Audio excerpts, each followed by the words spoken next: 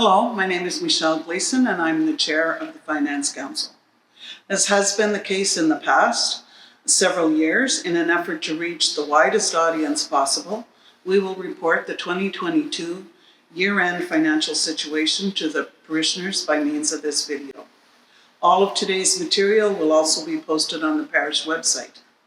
I will make reference to slide numbers as place markers as I go through this presentation. Slide 2 is the table of contents. It's the list of topics that I will cover today. Slide 3, the membership of the Parish Finance Council. We've had only one change this last year. We said a goodbye and a thank you very much to Elizabeth Elliott, who served the parish on this committee for many years. We had the pleasure of welcoming Patricia Mars to our council. As I've said this in every presentation that I have made to the parish, but I strongly feel it cannot be overstated. St. Basil's is very fortunate to have such a committed group of individuals who volunteer on the Finance Council. We have a solid corporate history. They have commitment to the parish. We benefit of the depth and breadth of the skill sets of these responsible professionals. Individuals with extensive business and public sector experience, management excellence, engineering, legal, and finance backgrounds. On behalf of the parish, I would like to personally thank all of the Finance Council members for their contributions to this ministry. Slide 4 is the governance and our role as Finance Council members. The role of the Finance Council is to work with the parish in providing financial oversight on the financial administration of the parish. We are governed under a document called the Protocol for Parish Financial Administration. It's basically the Archdiocese financial policy document for finance councils. It covers topics such as the frequency of meetings, the business processes on who, what, and how we should be doing activities like check signing authority, the frequency of preparing financial statements, bank reconciliation, etc. At our Finance Council meetings, we review a few of these protocols at every meeting to ensure our compliance. By year end, all protocols have been reviewed on an annual basis. One of the protocols is the year-end financial reporting. We, the Finance Council, must submit year-end financial statements to the Archdiocese, and we must report the year-end financial statements to you, the parishioners. The next few slides, I'll give you an overview of the parish's core financial statements, and I will be referring to amounts in rounded thousands of dollars. Slide 5 is the balance sheet. Its purpose is to indicate the organization's net worth. It's also often called the Statement of Financial Position. The balance sheet lists the organization's assets, what we own, the liabilities, what we owe, and the organization's equity, our net worth. In this slide, St. Basil's comparative balance sheet for 2022 and 2021. At the end of the year, the parish had $792,000 in total assets, $130,000 in liabilities, and almost $669,000 in surplus equity. The assets represent something of value to the organization that they own. In St. Basil's case, our current assets, which are usually our accounts our accounts receivable and cash we have on account, totaled $144,000. Our investments on account at the Archdiocese totaled $381,000.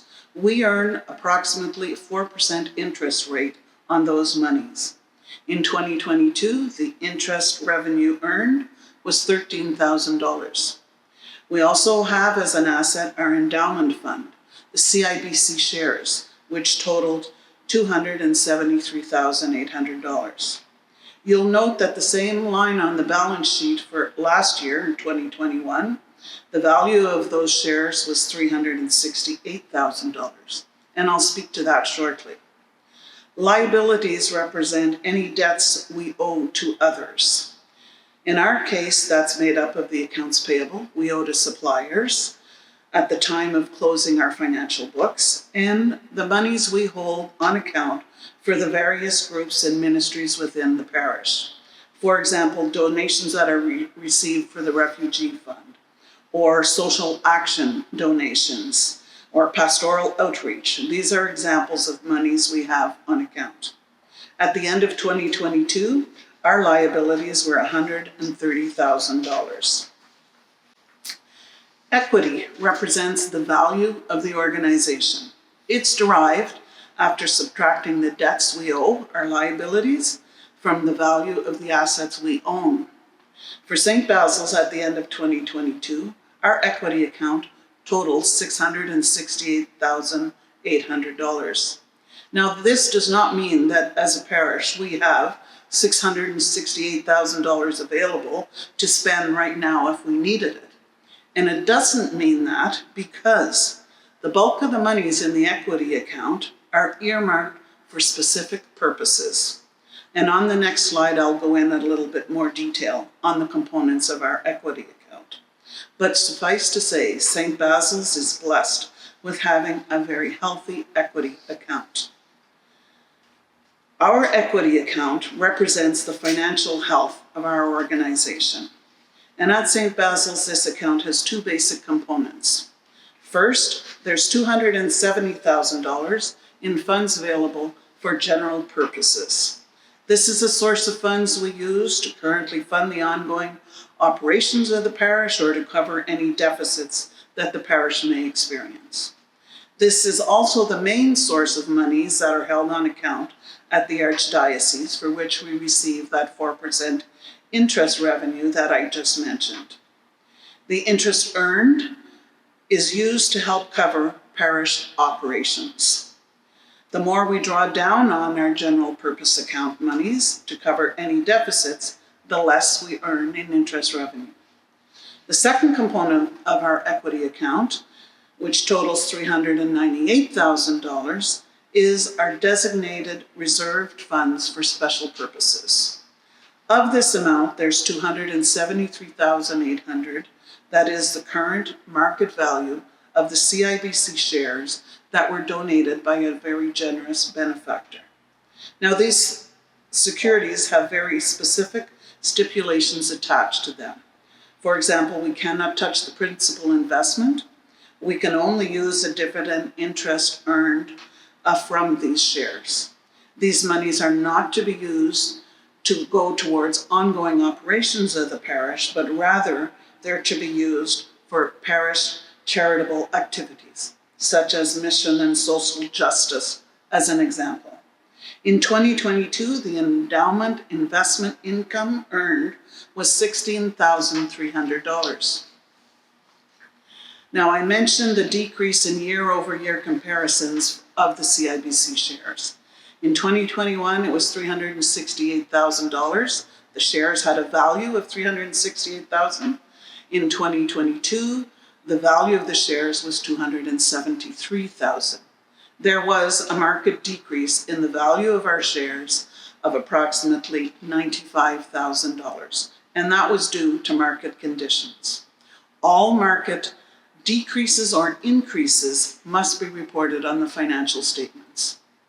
The balance of this designated special purpose account fund is $124,800, and that represents the residual monies that on account that are related to our capital fundraising campaign initiatives.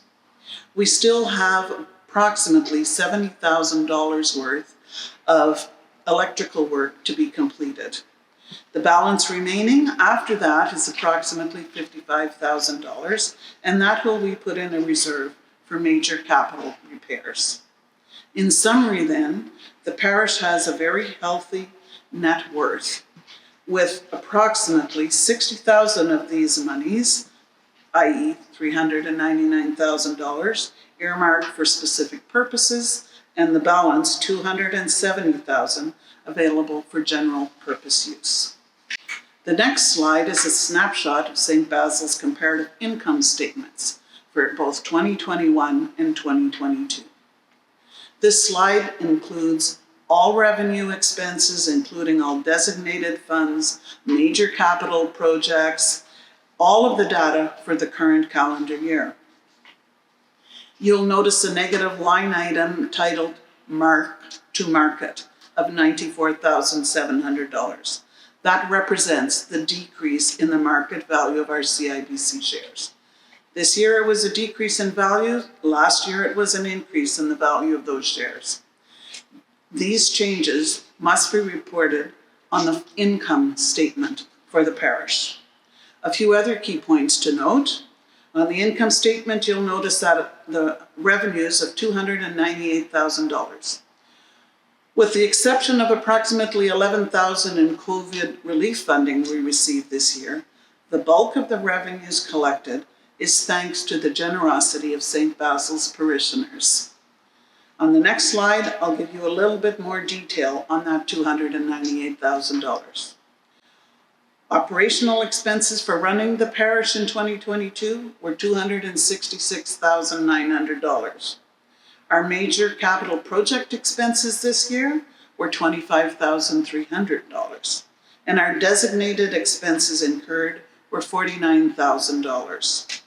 The year-end deficit in 2022 was $43,200. However, that deficit includes the unrealized revenue loss of the decrease in the value of the market of the CIBC shares, and it includes the revenues and expenses related to capital projects. If we exclude the major projects and the CIBC decrease in shares, the year-end deficit was quite manageable at $3,800. We were able to benefit from the COVID relief funding of $11,000 this year.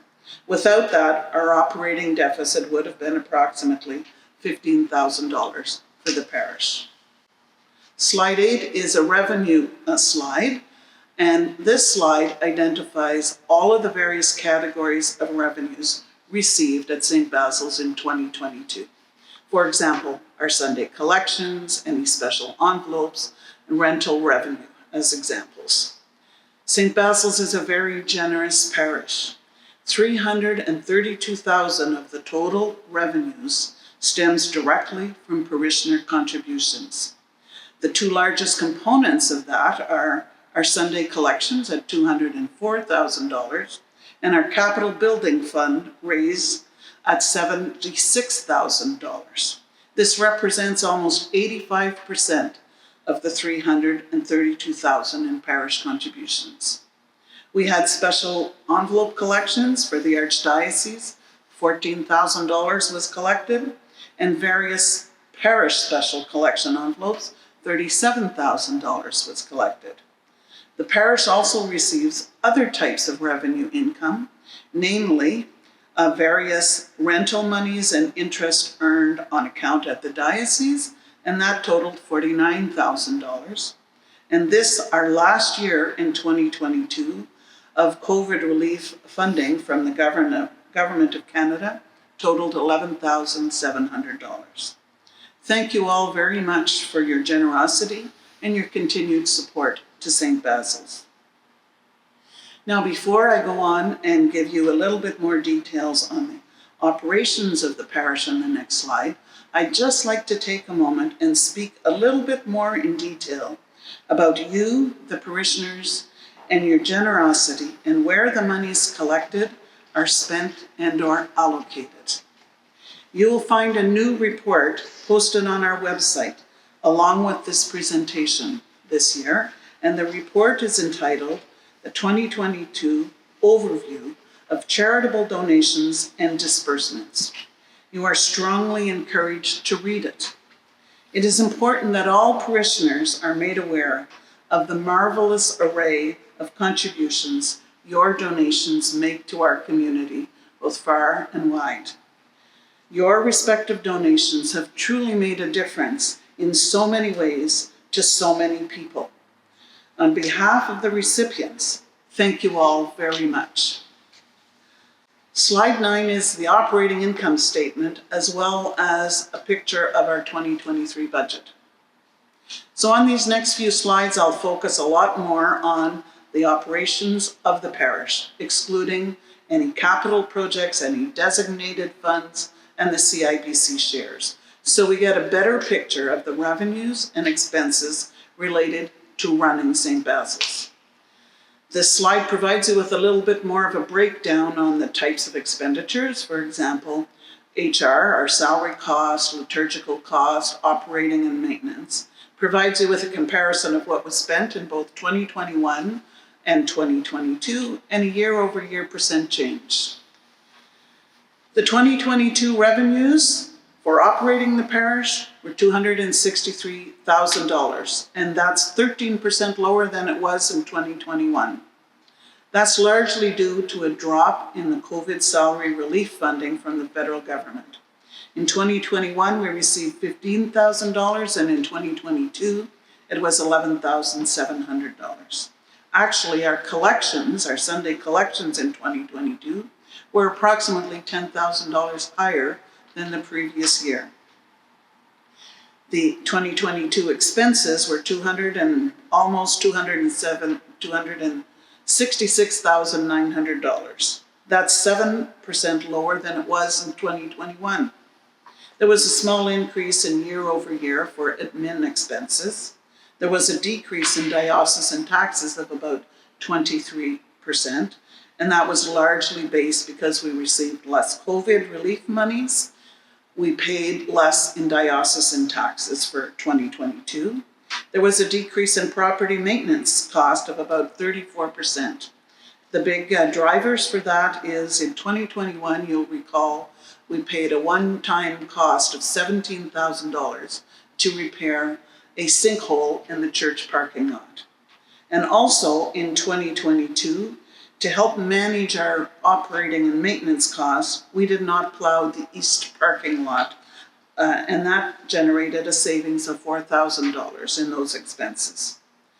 Parish ended the year with a small deficit of approximately $3,800, including the relief from COVID from the federal government. Slide 9 also on the last column provides you with a depiction of our 2023 annual budget. Part of the Finance Council's responsibilities, as I mentioned in the governance section, is that as well as presenting you our financial statements and sending a copy to the Archdiocese, we must also present to the Archdiocese and to you, the parishioners, a copy of our annual budget. Listed here for your reference is a very conservative 2023 budget that has already been submitted to the Archdiocese. In order to have a balanced budget, there are a few points that I would like to point out in this budget document. We have reflected a planned increase in either Sunday collections and/or other sources of revenue of $20,000. We are aware of one new source of revenue for the parish in 2023. Rogers Communications in the fall will be installing a slim communication tower in the corner of our west parking lot. We will be benefiting of additional rental revenue as a result of this tower. For 2023, it will only be for the last quarter of the year, and that represents an increase in rental revenue of approximately $5,000. You will also note that the budget line item for liturgical pastoral vitality programs has increased. The parish is looking to hire a faith formation coordinator. Funding to cover this cost will be required. And you'll notice that the budget does not reflect any increases in operations and/or maintenance cost. We know there will be unforeseen costs in these categories. These additional expenses will need to be covered from increased Sunday collections and/or other forms of fundraising activities. Please help out in any way possible. The next two slides are graphs of year-over-year data analytics from 2016 to 2022 on the parish's expenses and revenues. and I won't go through them in detail, but there are a few key points to note. On slide 10, which is the analysis of our operating expenditures, it provides you with a historical trend of the expenses incurred by the parish. One point to make here is you'll notice that the utilities are somewhat straight-lined, even though cost of utilities are increasing. We all see that in our own household budgets. A key contributor to this managed expense is some savings in heating cost with the new boiler. In other words, we're seeing a return on investment of our capital expenditure for the new boiler. Slide 11 is a year-over-year comparison of total expenses and total revenues. We see graphically for the last 7 years how the revenues, the orange-colored line, has been decreasing, and the expenses, the blue line, has been either increasing or remaining close to the same at just under $300,000. This is a concerning trend for the parish. Our average operating deficit, give or take, is about $5,000 to $15,000 a year. COVID years were exceptions because we did benefit from relief of government assistance. If nothing changes in terms of our funding levels for our Sunday collections or other types of revenue-generating initiatives, we will continue to dip into our general use reserves, the $270,000 that I mentioned in our equity slides. We have a healthy general purpose equity account, which can sustain this situation for a fair bit of time in the future. But that's not a good financial management plan to always be dependent on your reserves. The more we draw down on our reserves, the less interest revenue we will receive, therefore the less income we will have.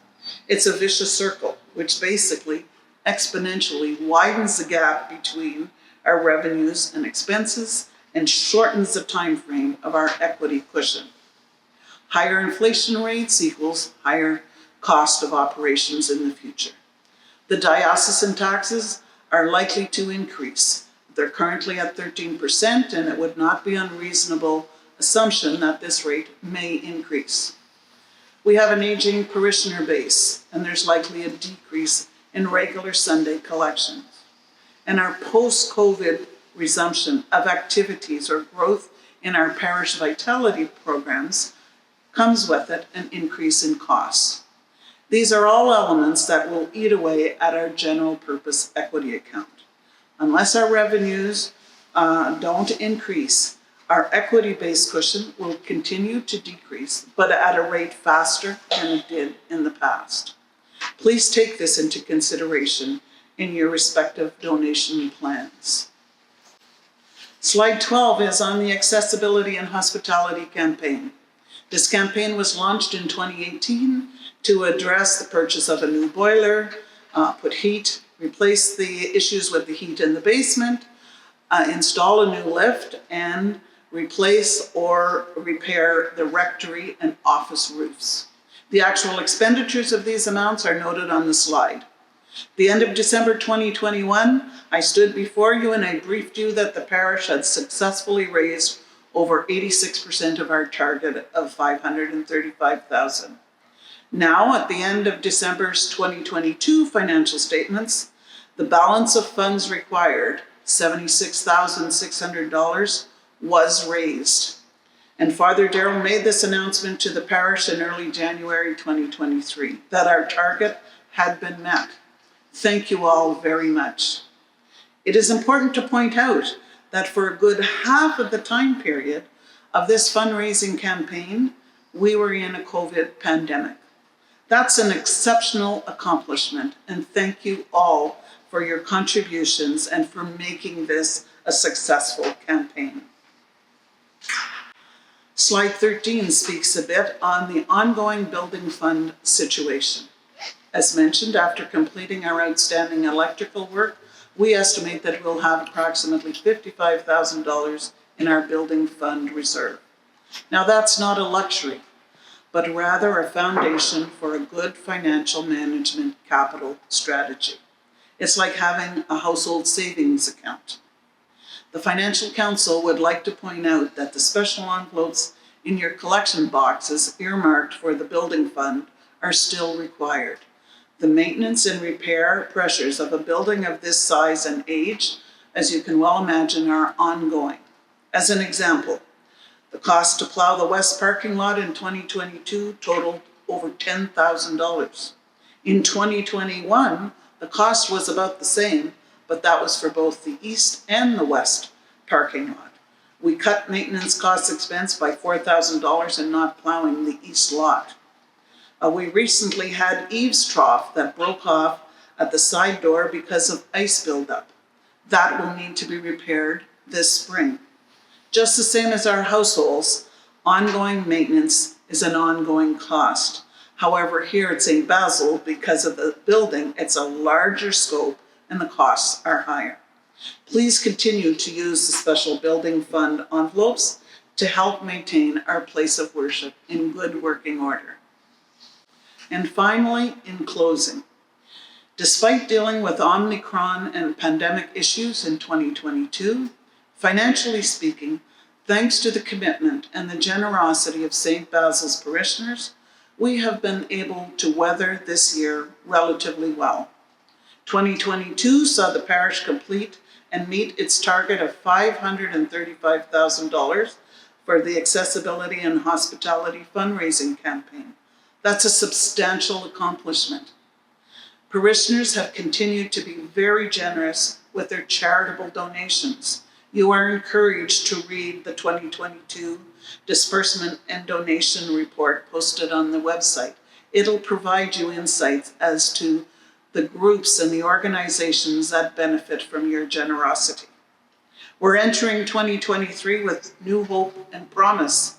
A new Syrian refugee family will arrive in Canada in early April and will be welcomed by our parish. So on behalf of all of the members of the Finance Council, thank you all very much for your continued support, your generosity, your attention, and for viewing this presentation. I hope you found it informative about the parish's financial situation. If anybody has any questions or comments on any of the material or any other financial matters, please don't be shy to reach out to Financial Council members. Our contact information is listed at the front of the bulletin. God bless, good health, and thank you very much.